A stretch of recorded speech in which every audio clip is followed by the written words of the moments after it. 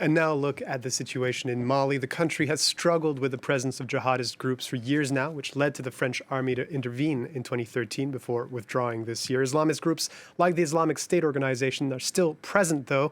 For more on this, we can speak to France 24 reporter Wassim Nasr, who monitors jihadist groups for our channel. Wassim, thanks for being with us. The Islamic State group is building a new sanctuary as we speak on the border with Niger. Well, actually, yes. It's a dynamic which is ongoing since the beginning of April. We got the chance to speak about it here so many times.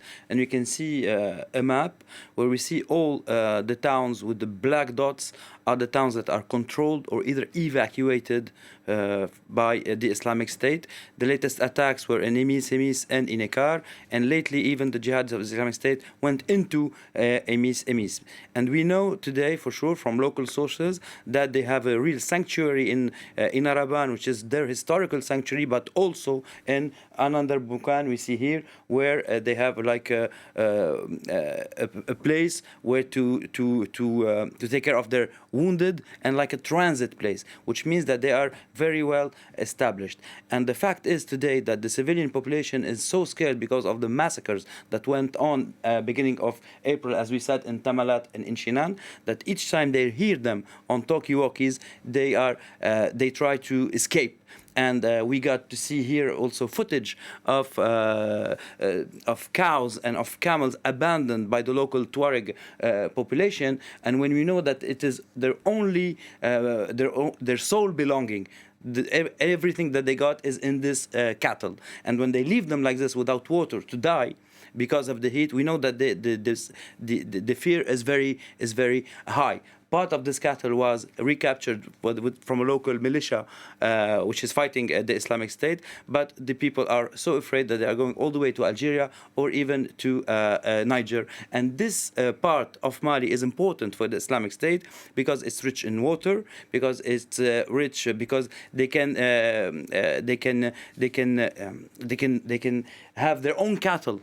In this region, and it tells us that the Islamic State succeeded in capitalizing on local grievances because this territory is contested since decades between local ethnic populations. And at the same time, though, the Islamic State group has actually lost one of its most prominent leaders recently. Yes, exactly. They lost one of their most prominent leaders, Yusuf Wuld Shaib, who was from the area of in Araban, from the village itself. We got to have his photo, which is very rare and exceptional. He was killed by another jihadi from the Dawsak community, which is targeted by the Islamic State. So he didn't die during a fight. Regarding to many local sources, he didn't die after being targeted by French forces, for example, as his predecessor was, Abu Walid al-Sahrawi. He was killed because of a personal fight with another jihadi from the Dawsak community, knowing that he had in charge the Islamic State after the death of Abu Walid for a small period of time. And then he was known to be the judge, the supreme judge of the Islamic State in this region. And we're seeing a situation so bad that Tuaregs are leaving behind their only livelihoods, their cattle behind.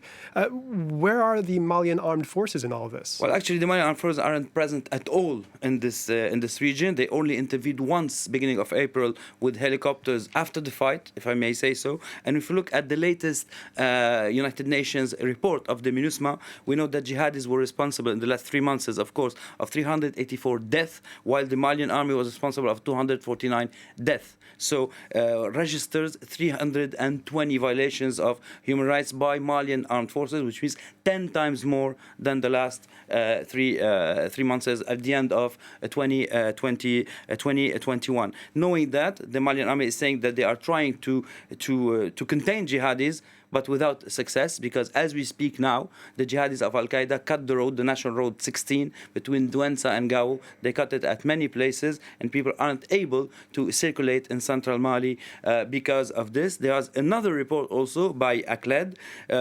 reporting 689 jihadi attacks in 2021, 543 in 2020, 295 in 2019, and there's a provision for 2022. We're talking about 920 attacks, which is huge jihadi attacks, meaning that the Malian armed forces are only being able to make some successes on the ground, but the toll of civilian deaths is so high that at the end of the day, it's not working. And they tried with the Russians, it didn't work at all.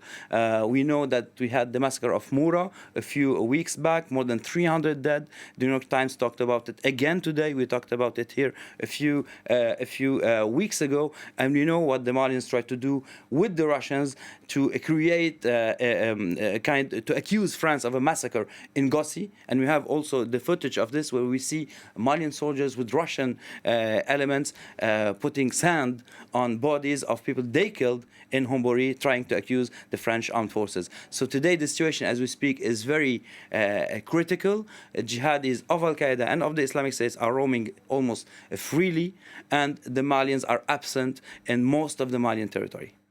Wassim Nasr monitors jihadist groups for us right here at France 24, describing an alarming situation in Mali.